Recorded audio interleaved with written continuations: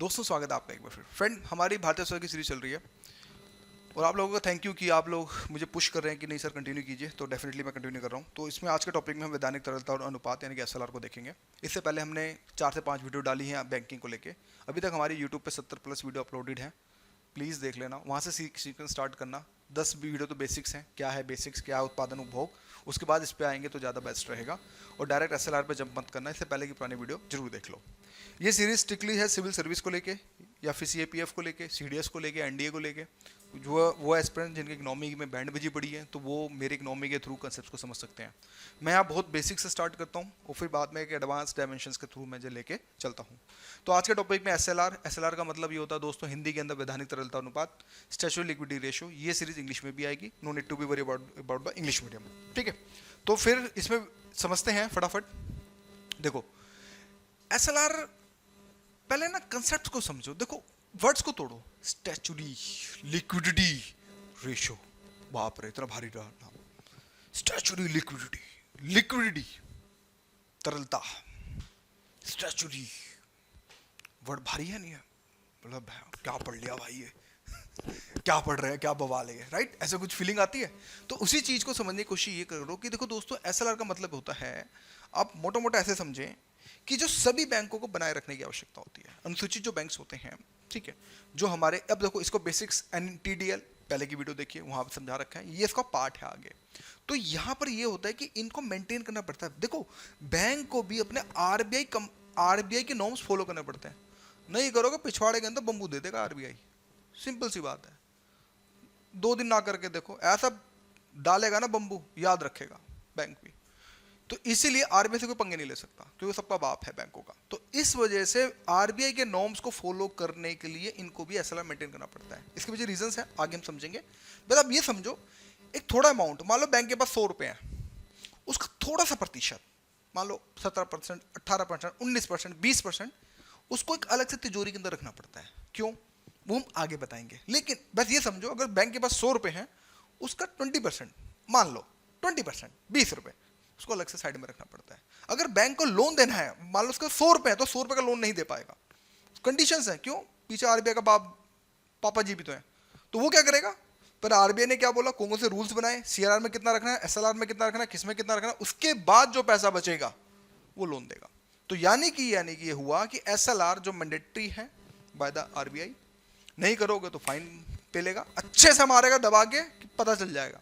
तो इसलिए एसएलआर जो है, यानी कि कंसेप्ट समझे, बेसिक कंसेप्ट क्या है, आरबीआई की मैंडेटरी है, छोटा सा अमाउंट रखना पड़ता है, बस अभी यही समझो। इसके बाद समझते हैं, यानी कि जिस बैंक के सभी वाणिज्य बैंकों को, वाणिज्य में कमर्शियल बैंक्स, उन बैंकों को जो है यहाँ पे बनाए रखने की जरूरत होती है। ये एसएलआर जो होता है एक अनुपात है एनडीटीएल का। अब पिछले वाली पूरी वीडियो में समझा चुका हूँ, यहाँ दोबारा नहीं चिल्लाने वाला।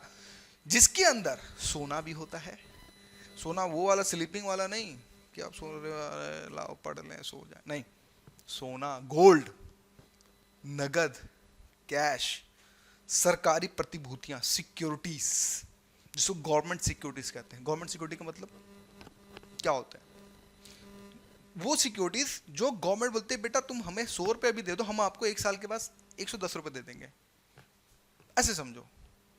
गवर्नमेंट कहती है आप हमें 100 रुपये भी दे दो, हम आपको एक कागज पे बना के सिक्योरिटी बना के दे देते हैं कि ये पेपर ले लो, ये पेपर अपने पास रखो, 1 साल के बाद आना, हम आपको 110 रुपये दे देंगे। यानी कि बैंक ने अगर 100 रुपये लगाया तो 110 रुपये 1 साल के बाद मिल गए, इसको बोलते हैं बैंक सिक्योरिटी।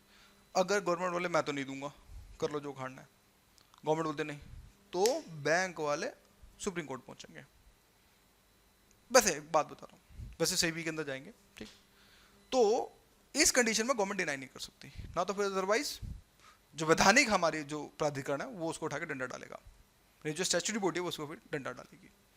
तो यानी कि गवर्नमेंट डिनाई नहीं कर सकती। तो इसलिए गवर्नमेंट सिक्योरिटी के अंदर पैसा जो लगाता है वो सबसे सेफ होता है। तो इसके अंदर ऐसा लगता है क्या क्या मेंटेन किया जाता है, दोबारा से सोचो, गोल्ड, कैश और आपका सिक्योरिटी डिपॉजिट्स, यानी कि गवर्नमेंट सिक्योरिटीज या आरबीआई द्वारा अनुमोदित किसी अन्य प्रतिभूतियां बॉन्ड के रूप में बनाए रखना जो, यानी कि एक कंडीशन और भी है। ये तो 3 चीजें हमने देख ली। आरबीआई बोले नहीं भैया ये वाला बॉन्ड रखो, बहुत चल रहा है, बहुत ज्यादा चल रहा है, मजा आएगा, रखो। तो गवर्नमेंट जो आरबीआई नॉर्म्स लेके आए, क्यों, वो तो बाप है, इकोनॉमी को मैं इकोनॉमी की तरह नहीं समझा रहा, मैं अपने साथ समझा रहा, ताकि इंटरेस्ट जगे, क्योंकि इकोनॉमी आए मातम मच गया इकोनॉमी का, नहीं, मजा आए। आरबीआई डंडा डाल दे, नहीं बेटा ये वाला बॉन्ड रखो, ये लव लेटर वाला बॉन्ड रखो, बहुत चल रहा है, बड़ा प्रॉफिट है, तो जो भी आरबीआई कुछ डाले वो कर लो। तो इसका मतलब ये पता चला एसएलआर के अंदर 4 चीजें, 3 नहीं, अब 4 है। कैसे? आपका कैश, आपका गोल्ड, आपका statutory body, sorry government security, और जो भी आरबीआई नॉर्म्स डालेगा वो उसके हिसाब से बॉन्ड वॉन्ड के अंदर जो भी मतलब इन फ्यूचर के अंदर डाले वो हम इसके अंदर रख सकते हैं। तो एसएलआर बैंक के अंदर तिजोरी है। ऐसा नहीं है कि एसएलआर कोई सेफ नहीं होता, ऐसा मत सोचो कि सेफ बना दिया और सर चीजें होंगी, नहीं। बैंक के अंदर जस्ट एक मेंटेन होता है, एक रजिस्टर के थ्रू मेंटेन किया जाता है। अब तो सोचो सर एसएलआर का रूम का, तुम जाओ बैंक के अंदर सर एसएलआर का रूम देख के आएंगे, नहीं, ऐसा नहीं है कुछ, ये सारी चीजें कागजों पे चलती हैं। तो उसके अंदर वो अमाउंट में रखना पड़ता है, समझ आ गया? इसके बाद समझो, ज्यादातर बैंक सरकारी प्रतिभूतियों में निवेश करके एसएलआर बनाए रखते हैं, क्योंकि इससे इन्हें ब्याज प्राप्त होता है। याद करो, गवर्नमेंट सिक्योरिटी 100 दो 110 देंगे 1 साल के बाद। तो वही यानी कि क्यों गवर्नमेंट भी चाहता है कि जो पैसा रखा जाए उसे थोड़ा इंटरेस्ट तो कमाया जाए, मजा तो आए इंटरेस्ट कमाने में। तो इसलिए बैंक किसी का नहीं है, बैंक को प्रॉफिट कमाना है। तो उस कंडीशन में मैक्सिमम चीजों में ये लोग सरकारी प्रतिभूतियों के अंदर पैसा जो है डालते हैं, गवर्नमेंट सिक्योरिटी में डालते हैं। ठीक है, इन्वेस्ट कर लो, कोई दिक्कत नहीं, हम 1 साल के बाद निपटेंगे, देखा जाएगा, इंटरेस्ट के साथ आएंगे। तो इससे अब सोचो, सरकारी प्रतिभूतियां हैं, कितने सारे बैंक, कितने करोड़ रुपए एक साथ इन्वेस्ट होंगे, गवर्नमेंट को पैसा मिलेगा, रोड बनाएगी पिछवाड़े से टोल लेगी ठीक है, आप समझ जाओ, इंटरेस्ट बनाने के लिए, इकोनॉमी को इंटरेस्ट, टोल लेगी, जाओ 1000 रुपए का टोल दो। खैर वो एक अलग चीज, रोड डैम्स बनाएगी, लोगों का विकास करेगी, गरीब लोगों का कल्याण करेगी। तो गवर्नमेंट ऐसे पैसा लेके आती है। अब टोल बनाएगी, मान लो एक सड़क बनाया, हाईवे बनाया, टोल कनेक्ट हुआ, तो गवर्नमेंट वो भी इनडायरेक्टली जनता से पैसा लेके चुका देगी। तो लेकिन गवर्नमेंट ने विकास किया। तो ये कहीं ना कहीं इकोनॉमी एक्टिविटी के लिए बहुत इंपॉर्टेंट होता है। क्या नाम है? Government security. समझ आया? बिल्कुल सिंपल लैंग्वेज के अंदर। आगे नगद आरक्षित अनुपात के अंदर क्या होता है? तो दोस्तों एक चीज यहां आपने मैंडेटरी रखना है, ये बात आप इस पॉइंट को दिमाग में सेट कर लो, इस पॉइंट को आप दिमाग में सेट कर लो कि सीआरआर के विपरीत एसएलआर को प्रत्येक वाणिज्य बैंक में अपनी तिजोरी में रखा जाता है। यानी कि नगद आरक्षित अनुपात के विपरीत एसएलआर को प्रत्येक वाणिज्य बैंक की अपनी तिजोरी में रखा जाता है। तिजोरी का मतलब एक सेफ के अंदर जो भी चीजें हैं, ठीक है, उसके में रखा जाता है। सीआरआर में डालना पड़ता था आरबीआई में, लेकिन यहां ऐसा नहीं है। यहां पे बैंक अपने पास पैसा रखता है, सीआरआर में कैश जाता था, यहां पर 4 चीजें जाती हैं, आरबीआई बॉन्ड्स, याद करो, एक्सटर्नल चीजें, नगद, गोल्ड, गवर्नमेंट सिक्योरिटी और साथ में आरबीआई बॉन्ड, 4 चीजें। तो हमें यह पता चलेगा, यानी कि हमें पता चला एसएलआर और सीआरआर में क्या फर्क हमें देखने को मिला। नेक्स्ट आगे बढ़ते हैं। फिर हमें यह पता चलता है कि एसएलआर किसे बनाए रखना है। ध्यान से समझना, प्रत्येक बैंक जैसे अनुसूचित वाणिज्य बैंक, ठीक है, राज्य सरकारी यानी कि स्टेट कोऑपरेटिव बैंक हैं, ये state cooperative banks, central cooperative banks, प्राथमिक सहकारी जो बैंक्स होते हैं, वो सारे इन सब को जो है एसएलआर जो है मेंटेन। अब यहां पे यूपीएससी उठा के एमसीक्यू डाल देगा। तो ये क्या है? ये है फैक्ट। ये आपने फैक्ट को रटना है। देखो इसमें हम भी कुछ नहीं कर पाएंगे, बस ये समझो कोऑपरेटिव बैंक्स को मेंटेन करना पड़ता है। जिस जैसे फ्रॉड हुआ था अभी आपने देखा होगा, तो उसी चीज को ध्यान में बस ये रखते हुए कि हाँ भाई इसमें भी जो है ये आपको जो मेंटेन करके जो है कुल मिला के जो है आपको रखना पड़ेगा, ठीक है। इसके बाद एसएलआर का प्रतिशत भारतीय रिजर्व बैंक द्वारा तय किया जाता है। अब देखो भारतीय रिजर्व बैंक के द्वारा तय किया जाता है, ठीक है, आरबीआई के द्वारा होता है। अब ऐसा तो नहीं कि आरबीआई बोल देगा ना भाई 50% डालो, नहीं भैया, उसको भी पता है।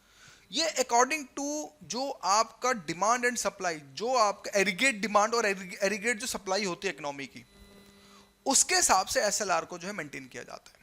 यानी कि आप ऐसे समझो कि अगर मान लो देश के अंदर मंदी है, अगर ये समझे चलो बिजनेस गया भाड़ में, कुछ नहीं हो रहा, सब ऐसे ही हो रहा है, बस सब राशन फ्री का खा खा के बस गुजार रहे हैं और कुछ नहीं, बिजनेस चल ही नहीं रहे, बिल्कुल डाउन है, उस कंडीशन में एसएलआर को ये कम कर देगा आरबीआई कि ठीक है जाओ 18 की जगह जाओ 16% कर दिया, 2% का फायदा हुआ। जब एसएलआर कम हुआ तो वहां पे फिर उसको पैसा ज्यादा इन्वेस्ट करने का मौका मिलेगा। और जहां पे अगर लगा कि भाई इन्फ्लेशन चल रहा है, सब कुछ इन्फ्लेशन हो गया, तो उस कंडीशन में क्या करेगा? एसएलआर को बढ़ा देगा। बस कुछ नहीं करना आरबीआई ने, बस स्विच को दबाना है, चिक चिक चिक। अच्छा इन्फ्लेशन है, बढ़ा दो, इन्फ्लेशन डाउन है, इन्फ्लेशन नहीं है, मंदी है, एसएलआर कम कर दो, खत्म, बाकी सारे बैंक देख लेंगे अपने आप। तो इसका मतलब यहां पे ये पता चला दोस्तों कि एसएलआर का प्रतिशत भारतीय रिजर्व बैंक द्वारा तय किया जाता है और देश में प्रचलित आर्थिक स्थिति के अनुसार एसएलआर जो है बदलता रहता है, जिस तरह मैंने आपको सिचुएशन बताई मंदी और इन्फ्लेशन के तौर पे। सरकार मुद्रास्फीति और ईंधन वृद्धि को नियंत्रित करने के लिए एसएलआर का उपयोग करती है, जैसा मैंने आपको बता चुका हूं, ठीक है। वैधानिक तरलता अनुपात बैंकिंग विनियम अधिनियम 1949 की धारा 24(2)(a) द्वारा जो है निर्धारित किया था। ये भी कुछ फैक्ट है, पीसीएस, कुछ पीसीएस वाले बच्चे देख रहे हो तो उनके लिए भी है। और अभी हाल ही में अगर बात करें तो आरबीआई ने एसएलआर को जो 18% के हिसाब से जो निर्धारित किया गया है। इसकी अधिकतम सीमा जो निर्धारित नहीं है, इस चीज को याद रखिएगा। और इसमें अभी तक लेटेस्ट करंट की हम बात करें तो 18% के हिसाब से जो है एसएलआर को जो है देखा जाता है। फिर एसएलआर अनुपात निश्चित क्यों है? देखो क्वेश्चन यहाँ पे थोड़ा समझने की कोशिश कीजिएगा कि आखिर इसके उद्देश्य अगर हम बात करें, अगर इसको थोड़ा जूम करें, जूम होगा नहीं हो रहा, ठीक है। उद्देश्य यह है कि देखो to prevent the commercial banks from overlapping, यानी कि अगर हम बात करें निश्चित, आखिर एसएलआर अनुपात जो होता है निश्चित क्यों हो, मतलब इसको क्यों निश्चित करके रखा जाता है? ताकि जो बैंक हैं to prevent the commercial banks from over liquidity. Over liquidity मतलब ये नहीं पता चला उठा के लोन ही दबा दबा के लोन दे रहे हैं, पता चला बाद में एमपीए हो गया।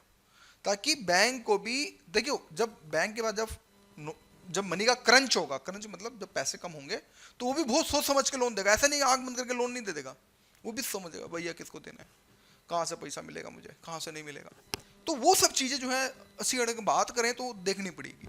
फिर मुद्रास्फीति को नियंत्रण करने के लिए यानी एसएलआर प्रतिशत बढ़ाकर देश में मुद्रास्फीति को नियंत्रण में लाया जा सकता है। इसका उद्देश्य ये भी होता है कि अगर मान लो मुद्रास्फीति चल रही है और एसएलआर को थोड़ा सा ऊपर नीचे कर दो तो चीजें कंट्रोल में हो जाएंगी, तो इसलिए इसको एसएलआर को जो यहाँ पर मेंटेन रखा जाता है। फिर इसी तरह मंदी के दौरान भी, जिस तरह से मैंने आपको पहले बता दिया, भाई एसएलआर अगर मान लो मंदी चल रही है तो एसएलआर कम कर देगा, इन्फ्लेशन चल रहा है तो एसएलआर को बढ़ा देगा। तो ये सब चीजें अगर बात करें तो इसके थ्रू मतलब कि किया जाता है। वाणिज्य बैंकों की शोधन क्षमता सुनिश्चित करना, शोधन क्षमता मतलब to ensure the solvency of the commercial bank.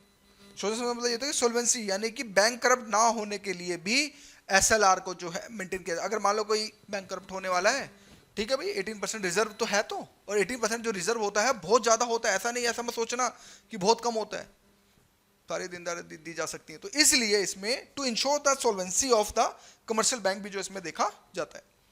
चूंकि बैंक ज्यादातर सरकारी प्रतिभूतियों में निवेश करना पसंद करते हैं, एसएलआर बनाए रखने के लिए आवश्यकता ने सरकार के लिए अपने ऋण उपकरण और प्रतिभूतियों को बेचने के अवसर भी पैदा किए। यानी कि ज्यादातर आपने देखा होगा एसएलआर, जैसे कि हमने डिस्कस किया कि ज्यादातर जो एसएलआर होते हैं दोस्तों, एक मिनट यार ये भाई समझ नहीं आता, जो ज्यादातर जो एसएलआर होते हैं वो हमें ये समझ आता है कि ज्यादातर जो एसएलआर होते हैं वो बेसिकली अगर बात करें सरकारी प्रतिभूतियों के अंदर ही जो हमें देखने को सबसे ज्यादा जो हमें मिलते हैं, ठीक है।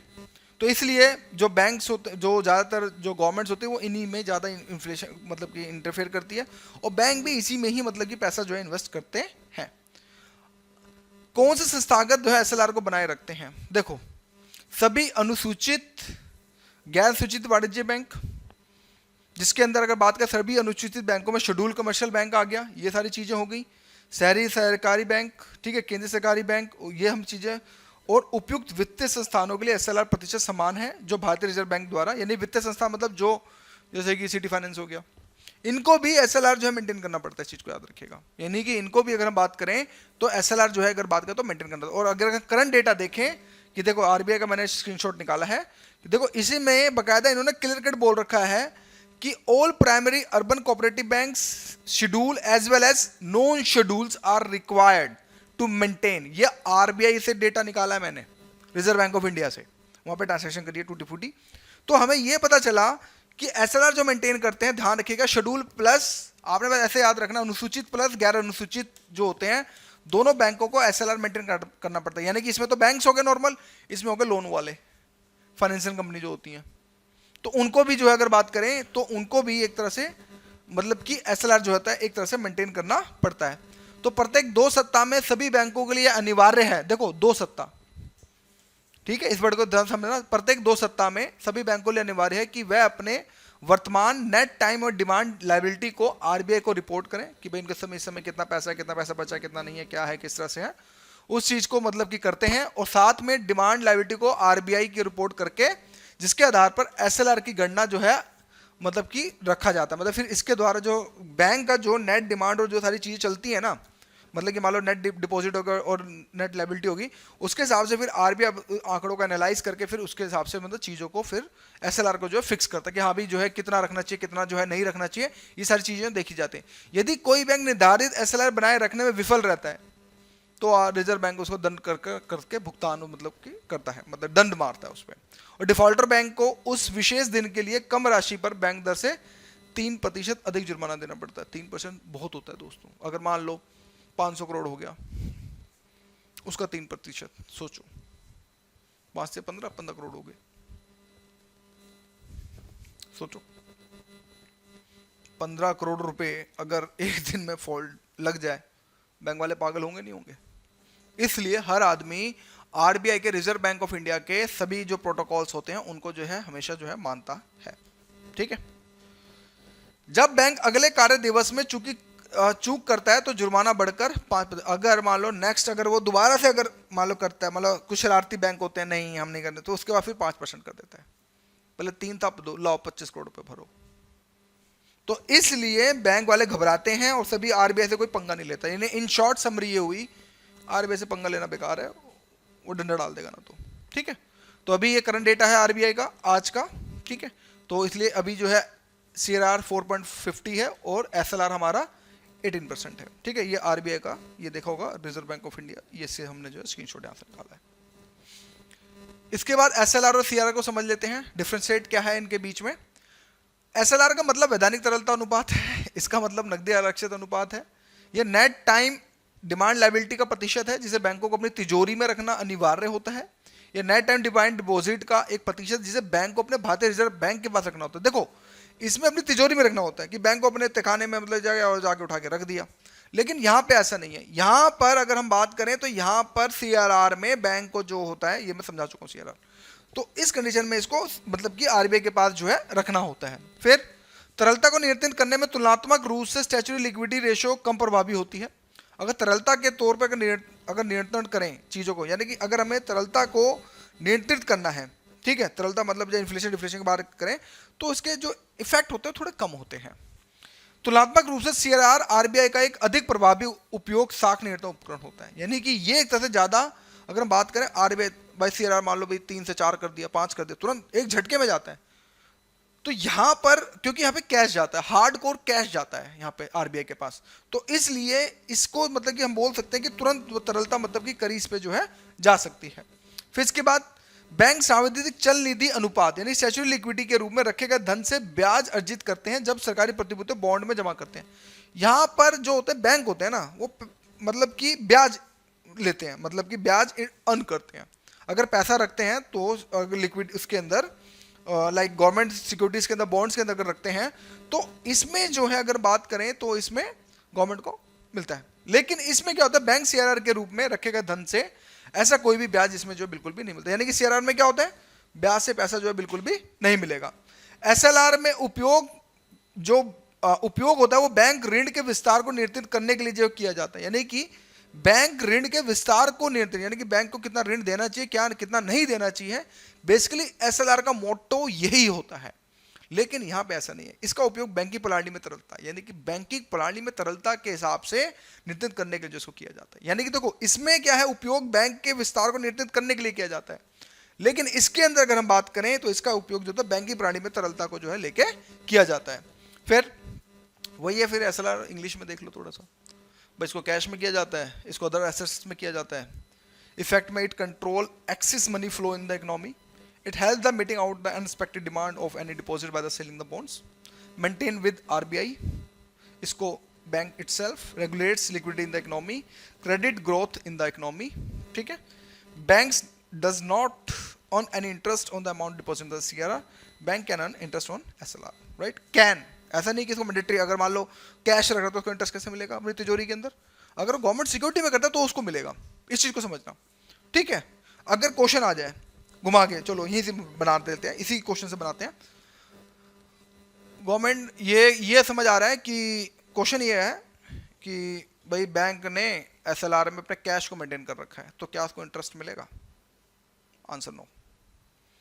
बैंक ने अपने गोल्ड में इन्वेस्ट कर रखा है, तिजोरी में रख रखा है, उसको इंटरेस्ट मिलेगा? Answer is no. अगर गवर्नमेंट सिक्योरिटी में कर रहा है तो उसको मिलेगा। इस चीज को आपने समझना है, ठीक है। आगे बढ़ते हैं एमसीक्यू पे, आओ खेलते हैं एमसीक्यू। क्वेश्चन है, वैधानिक तरलता अनुपात एसएलआर आरबीआई द्वारा बैंक के क्रेडिट और अर्थव्यवस्था में मुद्रास्फीति के विस्तार को नियंत्रित करने के लिए उपयोग किया जाने वाला एक उपकरण है, ठीक है भाई।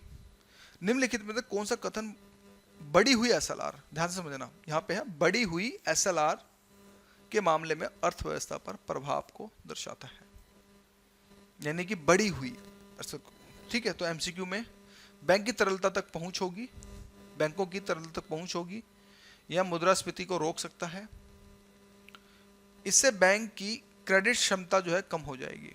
सोचो, ओनली वन, केवल दो, 2 3 1 2 3। लो मैं पीछे हो जाता हूं।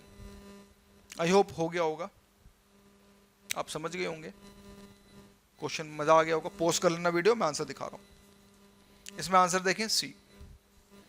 अब सोचो सी कैसे, आखिर आंसर ये है, लेकिन एक स्टेटमेंट क्यों नहीं है? सोचो, अब इसको थोड़ा समझते हैं।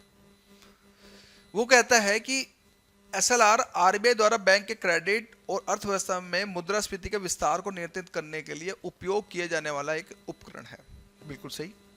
निम्नलिखित में से कौन सा कदम बढ़ी हुई एसएलआर के मामले में अर्थव्यवस्था पर प्रभाव को दर्शाता है? बैंक की तरलता तक पहुंच होगी। देखो, बैंकों की तरलता तक पहुंच होगी, ये कंसेप्ट जो है अगर बात करें सीआरआर का है। अभी देखो, थोड़ी देर पहले ध्यान से देखो, ये देखो, एसएलआर में बैंक ऋण के विस्तार को नियंत्रित करता है और सीआरआर में देखो बैंकिंग प्रणाली को नियंत्रित करता है, तरलता को करता है। तो इसलिए अगर आपको कंसेप्ट क्लियर हैं तो आप ये मुद्रास्फीति को रोक सकता है, बिल्कुल सही बात है। इससे बैंक की क्रेडिट क्षमता कम हो जाएगी, बिल्कुल सही है। तो इस चीज को याद रखना, क्योंकि देखो अगर सीआरआर बढ़ेगा, सीआरआर अगर बढ़ गया तो ध्यान समझना भाई, फिर बैंकों पर पैसा कम पहुंचेगा, जब पैसा कम पहुंचेगा तो उनकी क्रेडिट क्षमता भी कम हो जाएगी, और जब पैसा कम पहुंचेगा तो एक तरह से मुद्रास्फीति भी रोक लग जाएगी। लेकिन बैंकों की तरलता तक पहुंच जो होगी, ये जो है सीआरआर का कंसेप्ट है। समझ आ गया? तो ऐसे क्वेश्चंस मैं बनाता हूं खतरनाक, तो इसको आप पढ़ लीजिएगा। नेक्स्ट है, निम्नलिखित में कौन सा शब्द सरकार को ऋण प्रदान करने के लिए वाणिज्य बैंकों द्वारा उपयोग किए जाने वाले तंत्र को इंगित करता है? निम्नलिखित कौन सा शब्द सरकार को ऋण प्रदान करने के लिए वाणिज्य बैंकों द्वारा उपयोग किए जाने वाले तंत्र को इंगित करता है? नगद ऋण अनुपात, ऋण सेवा दायित्व, चल निधि समायोजन सुविधा, और डी है वैधानिक तरलता अनुपात। समझ गए होंगे, इसका आंसर वैधानिक तरलता अनुपात ही होगा, क्योंकि भी ये टॉपिक पढ़ाया जा रहा है, ठीक है। तो वैधानिक तरलता अनुपात है। क्वेश्चन को समझो, वो कह रहे हैं कौन सा शब्द सरकार को ऋण प्रदान करने के लिए वाणिज्य बैंकों द्वारा उपयोग किए जाने वाले तंत्र को इंगित करता है? एसएलआर ही तो है भाई, तो इस चीज को याद रखिएगा। नेक्स्ट, सीआरआर और एसएलआर के मुख्य उद्देश्य यह सुनिश्चित करना है, अब देखो ये बिल्कुल यूपीएससी पैटर्न के हिसाब से बनाया, बैंक की तरलता स्थिति, बैंक की वित्तीय स्थिति और बैंक की लाभकारी स्थिति। केवल एक सही, केवल 1 2 सही, केवल 1 3 सही, सभी सही। बताओ, सीआरआर और एसएलआर के मुख्य उद्देश्य सुनिश्चित करना है कि बैंक की तरलता स्थिति, बैंक की वित्तीय स्थिति और बैंक की लाभकारी स्थिति। सोचो क्या हो सकता है? सीआरआर और एसएलआर के उद्देश्य क्या होते हैं? बैंक की वित्तीय स्थिति, बैंक की लाभकारी स्थिति तो नहीं होगा, होगा नहीं होगा, सोचो, ठीक है। इसमें केवल एक ही सही है, बैंक की तरलता स्थिति को ही जो अगर हम बात करें तो हमें जो है, अगर बात करें तो हमें देखने को मिलता है, आप पढ़ लीजिएगा, ठीक है।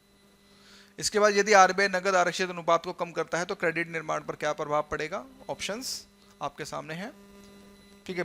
आप वीडियो को रोक सकते हैं, मैं इसका आंसर दिखा रहा हूँ क्योंकि ऑप्शन सी है, इसको देख लीजिएगा। इसके बाद इसको पढ़ लीजिएगा, और लास्ट में ये ऑप्शन है, इसको देख लीजिएगा। भारतीय रिजर्व बैंक द्वारा नगद आरक्षित अनुपात में वृद्धि की जाती है, उसका क्या परिणाम होगा, तो उसको भी जो है आप देख लीजिएगा, ठीक है। तो यही था वीडियो। तो दोस्तों ये था, क्योंकि देखिए मैं एमसीक्यू, क्योंकि मैंने कंसेप्ट्स को बहुत अच्छे से समझाया है, तो इसलिए फिर इसको दोबारा समझाना करना फिर वो खींचा वो काम नहीं, क्योंकि मैंने जितनी मेहनत करी है 15 से 20 मिनट एसएलआर पे, बस वही इनफ है। इसके बाद तो फिर आप लोग खुद समझदार। तो आज की वीडियो के लिए इतना ही, एसएलआर को अच्छे से समझाया। आई होप आपके सारे कंसेप्ट्स क्लियर हो गए होंगे। नेक्स्ट आगे बढ़ेंगे। So thank you.